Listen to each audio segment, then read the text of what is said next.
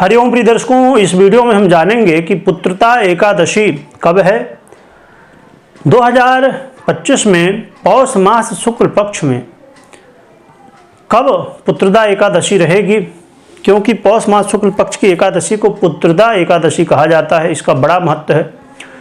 इस एकादशी का व्रत करने से पुत्र की इच्छा जिसकी होती है उसकी मनोकामना पूरी होती है, पुत्र रत्न की प्राप्ति होती है। जिनके संतान है तो संतान के जीवन में समस्त सुखों की प्राप्ति और जीवन के सभी दुख दूर होते हैं।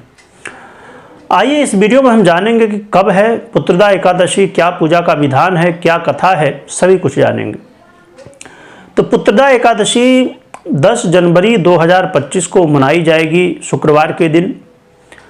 और पुत्रदा एकादशी की पूजा विधि क्या है, क्या व्रत का नियम है। तो व्रत के नियम अलग अलग हैं। एक तो व्रत ये होता है कि आप दशमी के दिन मध्याह्न का यानी दोपहर का भोजन कर लें, फिर रात्रि का भोजन ना करें, न अन्न ले न जल ले, निराहार रहें, निर्जला जिसे कहते हैं। और एकादशी के दिन सुबह प्रातःकाल स्नान आदि से निवृत्त होके और फिर पूजा आदि करके रात्रि में जागरण करें, भगवान का भजन करें और फिर द्वादशी के दिन पारण करें, ब्राह्मण भोजन आदि कराएं।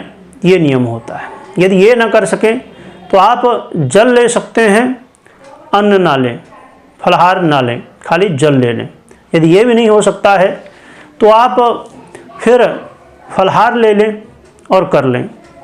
और यदि ये भी नहीं हो सकता है तो आप फिर क्या कर सकते हैं कि आप एकादशी के दिन ही प्रातःकाल उठ जाइए, स्नान आदि से निवृत्त हो जाइए और व्रत रखिए पूरा दिन। भगवान का सुबह पूजा करिए, रात्रि में भगवान का भजन करिए, कथा करिए, रात्रि जागरण करिए और द्वादशी के दिन ब्राह्मण भोजन आदि करा के पारण कर लीजिए। यदि ये भी नहीं हो सकता है तो फिर आप क्या कर सकते हैं कि आप व्रत तो उसी तरह रखें परंतु रात्रि जागरण ना करें। और इसके बाद जो लास्ट एक नियम है व्रत का, जो अक्सर लोग करते हैं कि एकादशी के दिन ही व्रत रखेंगे, सुबह स्नान आदि से निवृत्त होके व्रत का संकल्प लेंगे और फिर सूर्यास्त के बाद फलाहार कर लेंगे। ऐसा भी काफ़ी लोग, ज़्यादातर लोग रखते हैं और पारण कर लेते हैं। और इसके अलावा जो कि ये व्रत का नियम नहीं है परंतु इसका एकादशी का नियम ये है, यदि आप कुछ नहीं कर सकते तो आप फलाहार लीजिए, अन्न इस दिन कम से कम ना खाइए। जो जैसी आपकी समर्थ हो, श्रद्धा हो, उसके अनुसार आप व्रत रख सकते हैं। रात्रि जागरण का बड़ा ही महत्व है। हमारे जो फल प्राप्त होते हैं हमें, उसमें रात्रि जागरण ना करने से फल में आधा हो जाता है ना, आधा फल ही प्राप्त होता है। तो जैसी आपकी समर्थ हो वैसा करें। तो आप सुबह स्नान आदि से निवृत्त हो जाएं, पूजा पाठ भगवान की कर लें, भगवान नारायण की, एकादशी माता की, और पूरा दिन भगवान का भजन ध्यान करते रहें। और रात्रि में यदि जागरण करते हैं तो भजन ध्यान करें। और द्वादशी के दिन यदि जैसा भी हो तो द्वादशी के दिन आप यदि ब्राह्मण भोजन करा सकते हैं तो बहुत ही अच्छी बात है, नहीं करा सकते हैं तो सूखा सीधा दे सकते हैं और फिर पारण कर सकते हैं। तो आइए जानते हैं कथा इसकी क्या है, क्या महत्व है, ये जान लेते हैं। पौष मास शुक्ल पक्ष की एकादशी का नाम पुत्रदा एकादशी है। इस दिन नारायण की पूजा की जाती है। इस मनोकामना और सिद्धि देने वाली पुत्रदा एकादशी व्रत के समान अन्य कोई व्रत नहीं है। हे युधिष्ठिर, इस संबंध में एक कथा तुमसे कहता हूँ।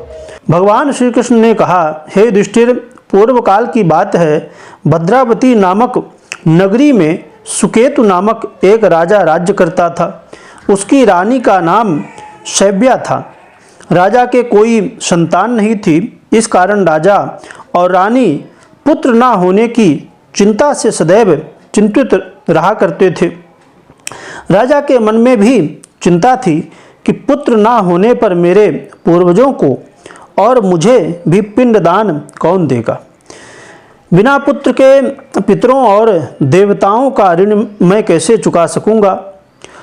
उसके पितर भी रो रो कर पीड़ित रहते थे।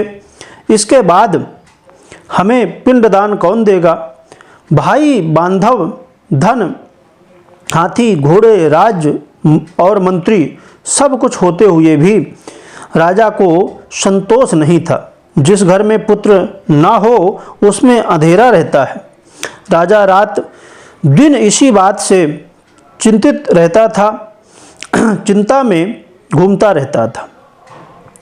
इसलिए उसने सोचा कि मुझे पुत्र प्राप्ति के लिए प्रयत्न करना चाहिए। पूर्व जन्म के कर्म से ही अगले जन्म में पुत्र, धन आदि प्राप्त होते हैं। इसी प्रकार चिंता में राजा के दिन कटते गए।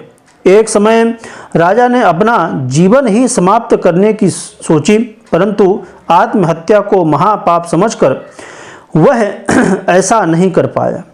इन्हीं विचारों में डूबा राजा एक दिन बगैर किसी को बताए घोड़े पर चढ़कर वन को चल दिया। वहाँ उसने देखा कि हाथी अपने बच्चों और हथिनियों के साथ घूम रहे हैं। उस वन में दृश्यों को देखकर राजा का दुख और बढ़ गया। वह सोचने लगा कि वह पुत्रहीन क्यों है। इसी सोच में दोपहर बीत गई। वह सोचने लगा कि मैंने अनेक यज्ञ किए और योग्य ब्राह्मणों को भोजन से तृप्त करके उन्हें दान दक्षिणा दी, परंतु फिर भी मुझको यह दुख क्यों मिल रहा है? आखिर इसका कारण क्या है? राजा मन में दुखी होकर सोचने लगा कि अपनी इस व्यथा को किससे कहूँ। ऐसा सोचते सोचते भटकते भटकते राजा को भूख प्यास सताने लगी। राजा प्यास के मारे दुखी होकर जल की खोज में इधर उधर फिरने लगा। किसी पुण्य के प्रभाव से थोड़ी दूर पर राजा ने एक सरोवर देखा। उस सरोवर में कमल खिल रहे थे तथा सारस हंस आदि विहार कर रहे थे। उस सरोवर के चारों ओर मुनियों के आश्रम बने हुए थे। उसी समय राजा के दाहिने अंग फड़कने लगे। राजा शुभ शकुन समझकर घोड़े से उतरा। सरोवर के तट पर बहुत से मुनि वेद पाठ कर रहे थे। उन्हें देखकर राजा को बड़ा हर्ष हुआ और मुनियों को दंडवत किया। मुनियों ने राजा का स्वागत किया और अपने सामने आसन दिया। राजा मुनियों के सामने बैठ गया। राजा ने बारंबार प्रणाम किया। राजा को आसन दे मुनियों ने कहा कि हे राजन, हम तुमसे अत्यंत प्रसन्न हैं। तुम्हारी क्या इच्छा है, कहो। राजा ने उनसे पूछा कि महाराज, आप कौन हैं और किस लिए यहाँ पधारे हैं, सो कहिए। मुनियों ने राजा की विनम्रता से प्रसन्न हो अपना परिचय दिया।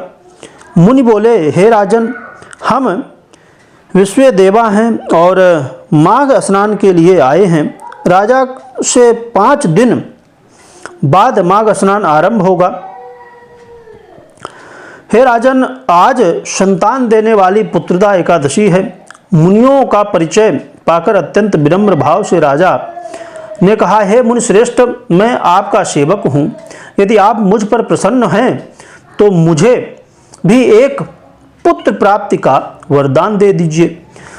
मुनि बोले, हे राजन, आज के दिन पुत्रदा एकादशी है। इसका व्रत पुत्र प्राप्ति की मनोकामना को पूर्ण करने वाला और उत्तम संतान देने वाला कहा गया है। आप आज विधिवत इस पुत्रदा एकादशी का व्रत करें और भगवान विष्णु की आराधना करें। भगवान विष्णु की कृपा से अवश्य ही आपको पुत्र रत्न की प्राप्ति होगी। श्री कृष्ण कहते हैं, मुनियों के वचनों के अनुसार राजा ने उस दिन एकादशी का विधि पूर्वक व्रत और अनुष्ठान किया और द्वादशी को उसका पारण भी किया। इसके पश्चात मुनियों को प्रणाम करके राजा अपने महल में वापस आ गया। श्री विष्णु भगवान की कृपा से कुछ समय के बाद रानी ने गर्भ धारण कर लिया और 9 माह के बाद उसके एक तेजस्वी पुत्र हुआ। समस्त राज्य में प्रसन्नता छा गई। वह राजकुमार बड़ा होने पर अत्यंत शूरवीर, विनम्र, यशस्वी तथा प्रजापालक हुआ। भगवान श्री कृष्ण ने कहा, हे राजन, पुत्र की प्राप्ति के लिए पुत्रदा एकादशी के समान अन्य कोई व्रत नहीं है।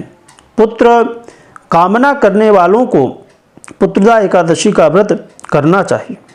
भगवान बोले, हे श्रेष्ठ युधिष्ठिर, जो व्यक्ति इस पुत्रदा एकादशी के महात्म को पढ़ता, सुनता तथा विधि पूर्वक व्रत करता है, इसके फलस्वरूप उसे सर्वस्व गुण संपन्न कुल दीपक पुत्र रत्न की प्राप्ति होती है। श्रीमन नारायण की कृपा से वह प्राणी मृत्यु के पश्चात मोक्ष और स्वर्ग का अधिकारी बनता है। इसको पढ़ने से अग्निष्टोम यज्ञ का फल मिलता है। यह कथा भविष्योत्तर पुराण में वर्णित है। इस दिन गौ के दूध का सागार तथा फल आदि लिए जा सकते हैं। तो प्रिय दर्शकों, ये रही पुत्रदा एकादशी की व्रत कथा, जिसमें आपने सुना समझा कि भगवान श्री कृष्ण ने कहा और वृत्तांत बताया युधिष्ठिर जी को कि पुत्रदा एकादशी का पालन करके, व्रत करके राजा ने पुत्र रत्न की प्राप्ति की। तो हरेक उस व्यक्ति को जिसे पुत्र रत्न की प्राप्ति की कामना हो, उसे इसका व्रत करना चाहिए। या आपके पुत्र रत्न है तो वो अपने जीवन में ऐसा कर्म करे जिससे आपके नाम को, आपके कुल को वृद्धि की ओर ले जाए, तो भी आपको इसका व्रत करना चाहिए। और एकादशी एक ऐसा व्रत है जो भगवान विष्णु को अत्यंत प्रिय है और इससे भगवान विष्णु की कृपा हमें प्राप्त होती है। तो हमारा यहाँ और वहाँ सभी कुछ सुधर जाता है। तो अवश्य व्रत करें और जो है तो जितना नियम आपका शरीर साथ दे, जितना सामर्थ्य आपकी हो, उसके अनुसार आप कर सकते हैं। वीडियो देखने के लिए बहुत बहुत धन्यवाद।